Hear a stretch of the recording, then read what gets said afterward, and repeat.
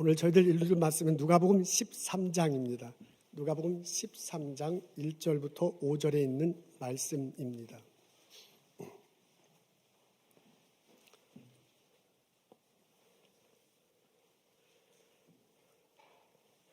제가 읽겠습니다. 그때 마침 두어 사람이 와서 빌라도가 어떤 갈릴리 사람들의 피를 그들의 제물에 섞은 일로 예수께 아뢰니 대답하여 이르시되 너희는 이 갈릴리 사람들이 이같이 해 받음으로 다른 모든 갈릴리 사람보다 죄가 더 있는 줄 아느냐? 너희에게 이르노니 아니라. 너희도 만일 회개하지 아니하면 다 이와 같이 망하리라. 또 실로암에서 망대가 무너져 치어 죽은 18사람이 예루살렘에 거한 다른 모든 사람보다 죄가 더 있는 줄 아느냐? 너희에게 이르노니 아니라. 너희도 만일 회개하지 아니하면 다 이와 같이 망하리라. 아멘.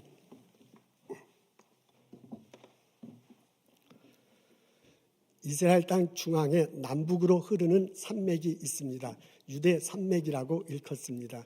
그 산맥 산맥 한 언저리에 예루살렘 성이 위치해 있습니다. 해발 2,474피트인데요. 예루살렘 성은 동쪽으로, 남쪽으로, 서쪽으로 계곡이 있고 북쪽으로 약간 구릉이 형성되어 있어서 유대 산맥 정상과 이어져 있습니다. 그러니까 예루살렘 성은 밑에서 볼 때는 상당히 높은 산 위에 있는 도시입니다. 그래서 가보면 지금의 군사를 볼 때는 뭐 별거 아니지만은 성서시대 당시에는 침범하기 참 어려운 그런 곳에 위치해 있습니다. 이 예루살렘 성에 문제가 하나 있습니다. 물이 부족한 것입니다. 산 위에 성이 있다 보니 물을 끌어들이기가 상당히 어려웠어요. 그나마 다행인 것은 그 예루살렘 성 동남쪽 성 밖에 샘이 하나 있습니다. 근데 그 샘이 물이 퐁퐁퐁퐁 막 솟아나요. 그래서 히스기야 때 이 성 안에 물 부족한 것을 해결하려고 합니다. 바깥에 성 밖에 있는 물을 수로를 파가지고요. 땅 밑인데 사실 바위 속이나 마찬가지예요. 그 바위 속으로 수로를 파가지고 성 안으로 끌어들인 겁니다. 여러분 앞에 사진 하나를 볼 텐데요.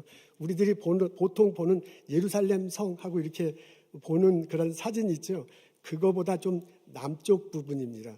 남쪽 부분에 지금 파란색 나트로 되어 있고 뱀처럼 이렇게 휘어져 있는데 그게 바로 땅 밑에 바위를 파서 수로를 만든 겁니다. 오른쪽 처음 시작하는 것이 샘이고요. 그리고 성 안으로 들어와서 이렇게 성 안으로 들어가서 풀을 마련했습니다. 샘 하는 건 기온샘이라고 하고요. 그 다음에 물 받는 것은 실로암이라고 이렇게 말합니다.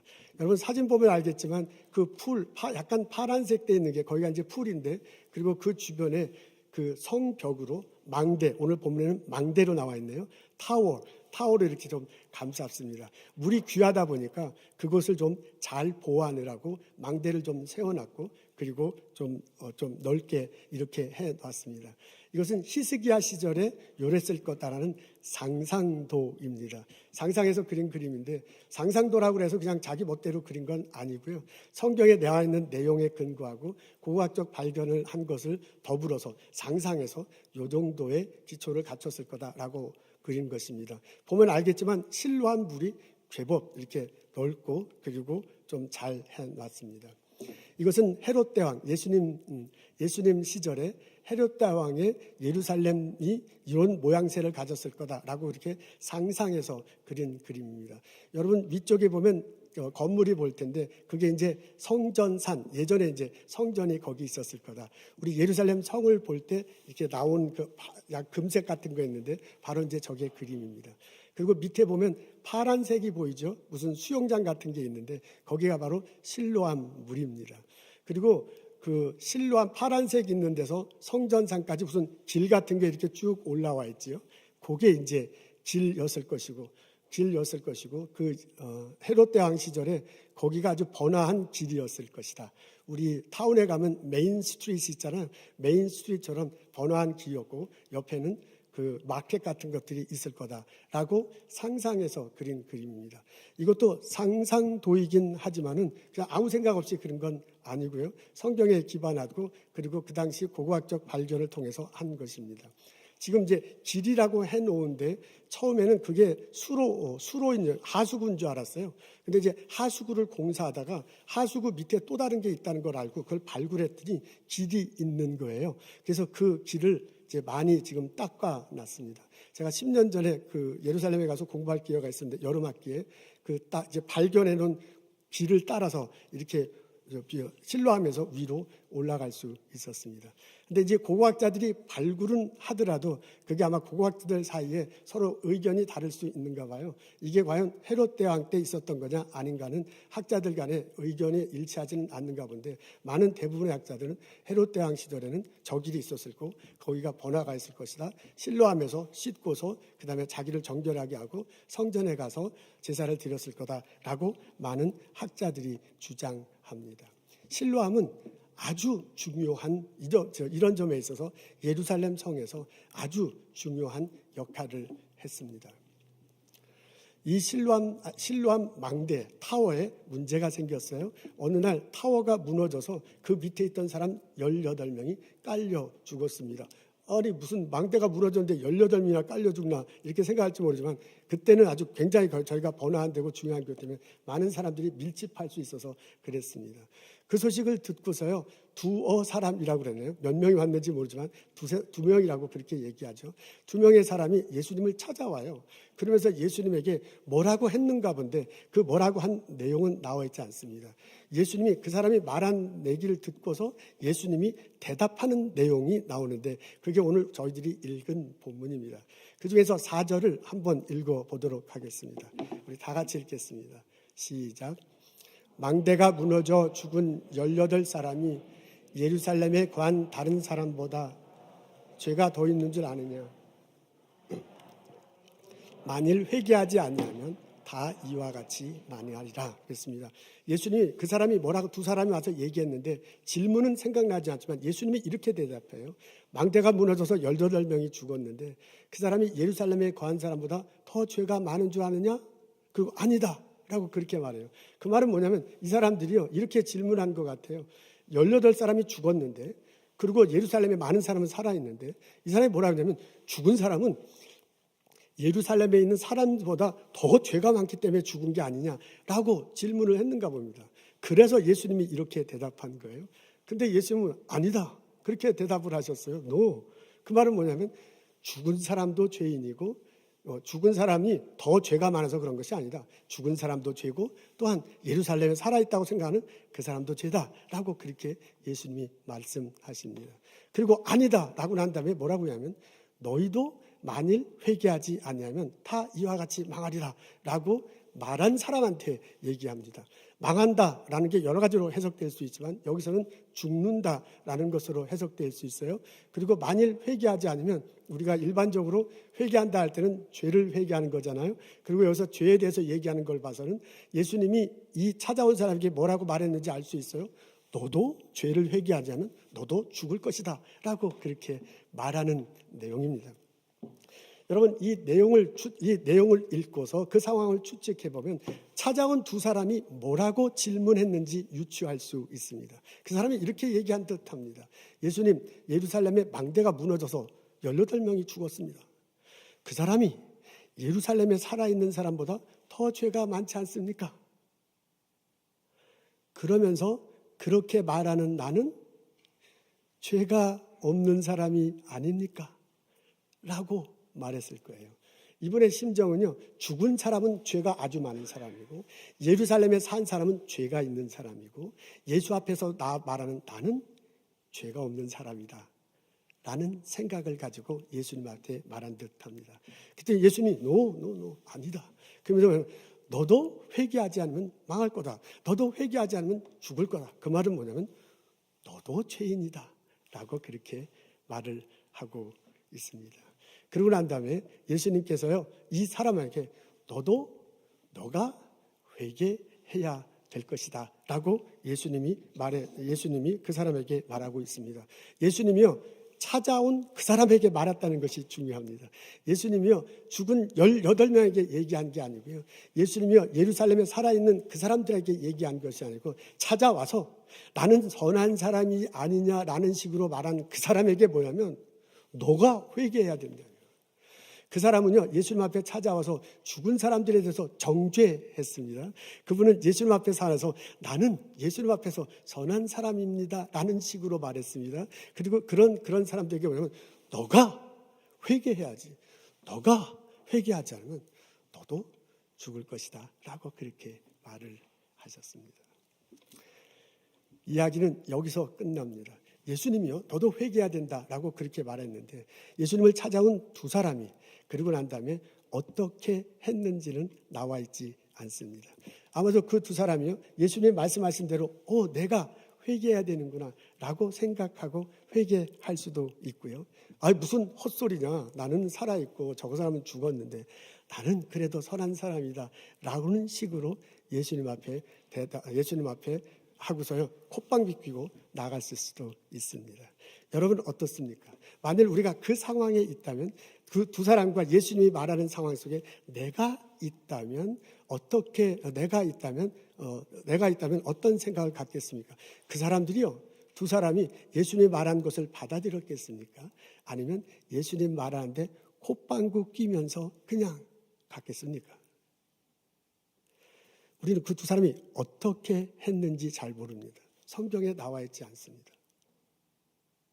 근데 생각해 보면 그 두 사람이 어떻게 했는지보다 더 중요한 게 있습니다. 그건 뭐냐면 나는 어떻게 반응할 거냐, 그런 얘기입니다. 만일 내가 그때 당시 성경 속에 들어가서 그때 당시의 사람이라면 예루살렘에 18명이 죽었을 때 나는 그 18명이 죽은 사건을 어떻게 해석하고 받아들이겠습니까?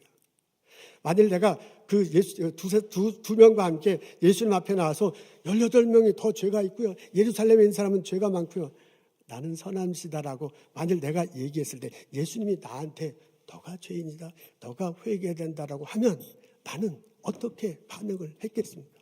아멘, 내가 회개해야 됩니다 라고 말했겠습니까? 아니면 콧방귀 뀌고 예수님 앞을 떠났겠습니까?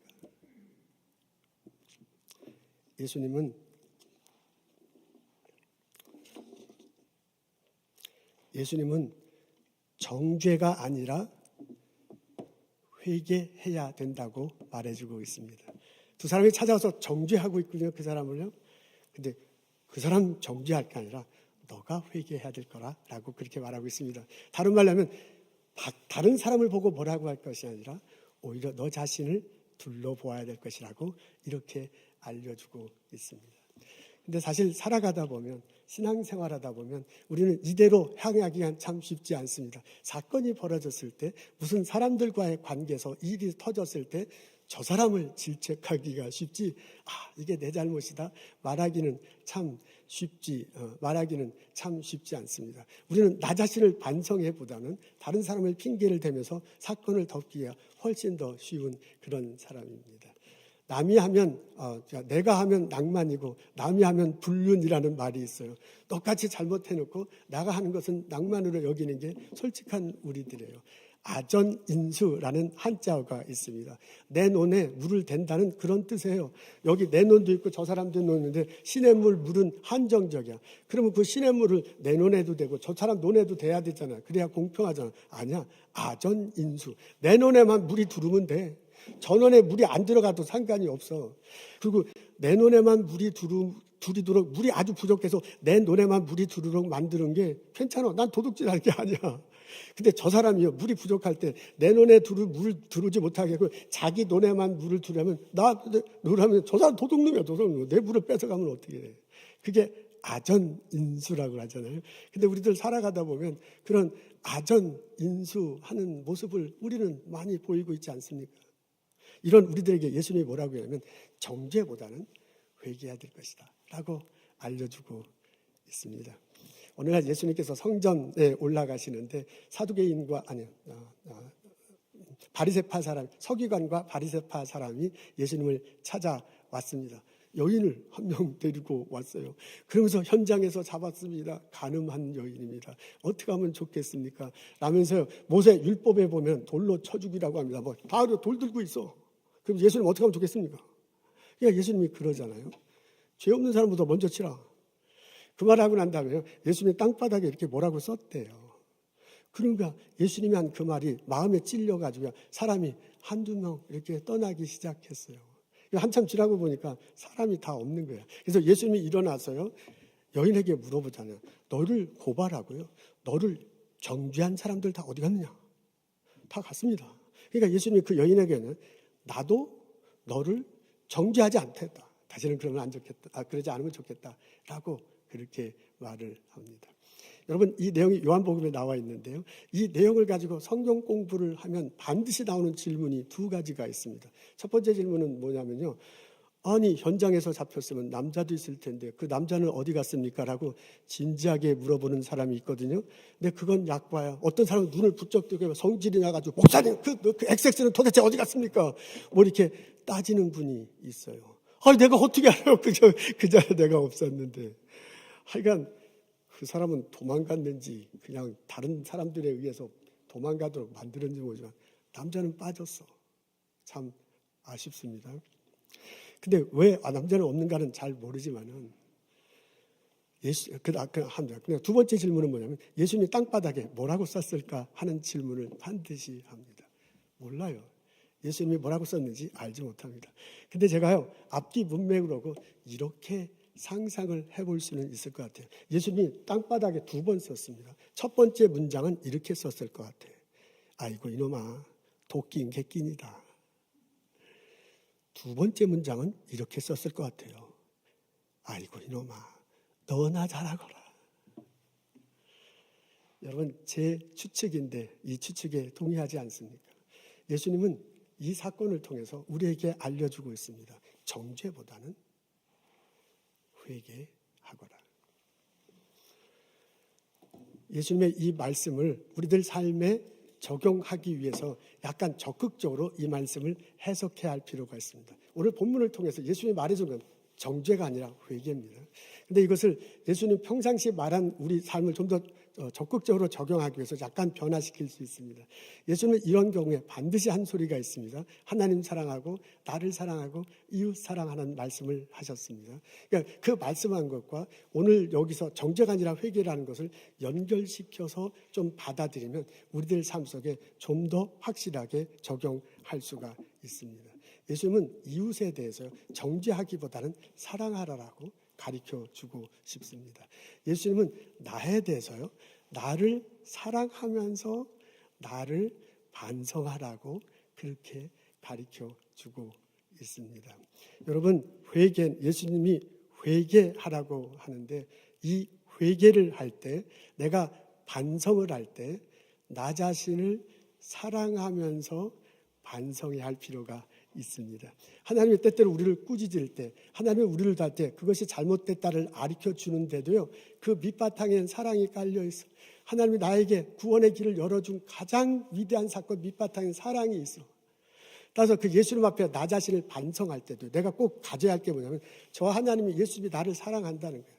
나는 사랑받는 존재라는 것을 기반으로 하고 나 자신을 반성하고 나 자신을 뉘우치고 회개할 필요가 있습니다. 근데 만일 나 자신을 사랑하지 않고 뉘우치고 회개만 하잖아요. 잘못하다면 자기 학대가 돼. 잘못하다 보면 영적으로 굉장히 낙심하게 돼. 그리고 더 깊은 우울 속에 빠질 수가 있습니다. 아니야. 하나님은 예수님은 나를 회개하라고 말하지만 그냥 회개가 아니고 내가 너를 사랑하고 내가 너를 위해서 피 흘렸다라고 사랑에 기반한 회개를 외치고 있습니다. 내가 예수님 앞에 내 자신을 반성할 때요. 예수님이 나를 사랑한다라는 마음을 가지고 회개할 필요가 있습니다. 회개는 뉘우칠 회, 고칠 개자라는 한자어입니다. 뉘우치고 고친다는 그런 얘기입니다. 뉘우친다는 것은 내가 반성하는 거죠. 고친다는 것은 내가 행동하는 겁니다. 그러니까 회개는 마음속으로 생각으로 내가 뉘우치고요. 그다음에 행동으로 옮겨서 고쳐질 때 그때 회개가 완성됩니다. 마음속으로 뉘우치기만 하면 나우치로 반성하기만 하면 회자만 한 거지 개자는 하지 않은 것이나 마찬가지입니다. 여러분, 예수님 돌아가실 무렵에 두 사람이 배반하잖아요. 한 사람은 가룟 유다고 또 한 사람은 가룟 유다고 또 한 사람은 베드로입니다. 가룟 유다는 예수님을 팔아버렸어요. 베드로는 예수님 모른다고 세 번이나 부인했습니다. 나중에 예수님 십자가 달려 돌아오는데 둘 다 뉘우치잖아요. 가룟 유다도 굉장히 막 뉘우치고 눈물 흘리고 그리고 막 물르려고 그래요. 베드로도 아주 그냥 뉘우칩니다. 그러니까 이 두 사람이요, 배신한 것도 같고요, 뉘우친 것도 같아. 근데 그 다음 행동은 달라. 그 다음 행동, 가룟 유다는 뭐 한지 아시죠? 가룟 유다는 자살했어. 베드로는요, 자기의 부족함을 알아. 부족함을 알음에도 불구하고 다른 제자들과 행어라운드해. 같이 기도해. 나 배반한 거 확실하지만. 그리고 예수님 만나고요. 나중에 예수님부터 다시 한번 사랑받느냐 사랑을 확인하고요. 나중에 성령에 덧입히잖아요. 그리고 그 사람 나서서 초대교회를 이끌어가는 지도자가 됐습니다. 여러분, 회개를 하더라도요. 저 예수님이 나를 사랑하시고 나를 용서하신다 라는 것을 알고 회개하는 거하고 그렇지 않은 거하고는 굉장히 달라요. 회개한다고 해서요, 나를 학대만 한다고 해서 그게 회개가 아니에요. 나를 반성하지만 예수님은 사랑하고 나에게는 또 다른 기대를 갖고 있다는 생각을 가지고 회개할 필요가 있습니다. 그렇게 될 때 내 죄가 씻어집니다. 그렇게 될 때 내 영혼이 맑아지고 내 삶 속에 하나님의 은혜가, 하나님의 은총이 내 안에 이렇게 들어오게 됩니다. 여러분, 우리가 회개하고 나갈 때 우리들 삶은 흥하는 삶을 살게 될 것입니다. 오늘 본문에 보니까 예수님이 뭐라고 하냐면 회개하지 않으면 망할 거래. 그러면 회개하면 망하지 않는 거야. 망하지 않는 게 뭐예요? 흥하는 거 아니겠습니까? 회개하면 흥하는 삶을 산다. 이거는요, 남들이 뭐라 할 때 코팡글 때 이런 흥이 아니고요. 흥망성쇠할 때 흥이에요. 리바이브 한다. 그러니까 콧방귀 뀌는 흥은 흥 이거고요. 여흥은 뱃속에서 나오는 흥하는 거예요. 망하지 않는다 그랬으니까 회개하면 흥하는 역사가 일어납니다. 내가 하나님 앞에 나가서 반성하고 그래도 하나님은 사랑해서 나를 용서하신다. 그걸 확인하고 그 하나님 앞에서 새롭게 예수님 가르친 대로 살아가고자 할 때 예수님이 나를 흥하게 하십니다. 망하는 삶이 아니에요. 내 삶을 바꿔서 흥하게 하실 것입니다. 흥하게 하실 것입니다. 그리고 나를 흥하게 하시고 내 이웃들을 흥하게 하는 일들이 벌어질 것입니다. 이 깨달음이, 이 은총이 우리들 모두에게 있기를 주님의 이름으로 축원합니다. 내가 내 자신을 사랑하고 내가 내 자신을 회개할 때 예수님은 내 죄를 용서해 주시고 나의 삶을 흥하게 만들어 줍니다. 다윗이 하나님 앞에 죄를 범했습니다. 우리아의 아내 밧세바를 범했어요. 그 죄를 덮으려고 남편 우리아를 전장터에 보내서 죽게 만들었습니다. 그리고 자기는 잘 살 줄 알았어. 근데 어느 날 나단이 오잖아요. 하나님의 말씀을 듣고 너 잘못했다. 너 회개하라. 너 죄가 너희 집에 재앙이 머물 거다. 칼이 떠나지 않을 거다. 라고 말을 합니다. 그 말을 듣고요. 다윗이 바로 회개를 해요. 다윗의 잘못했죠. 그러면 안 되죠. 그럼에도 불구하고 다윗의 장점은 뭐냐면 자신의 잘못을 지적했을 때 그걸 깨닫고 회개했다는 내용입니다. 그 다윗이 그러면서 나단 앞에서 나단과 함께 기도하는 장면이 시편 51편에 그대로 나옵니다. 다윗은 자기 죄를요 지었음을 솔직히 인정해.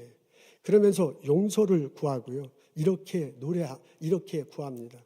하나님이여 주의 인자를 따라 내게 은혜를 베푸시며 주의 많은 긍휼을 따라 내 죄악을 지워 주소서. 나의 죄악을 맑게 씻으시면 나의 죄를 깨끗이 제하소서. 그리고 이렇게 노래합니다. 하나님이여 내 속에 정한 마음을 내게서 거두지 마시고 내 안에 정직한 영을 새롭게 하소서.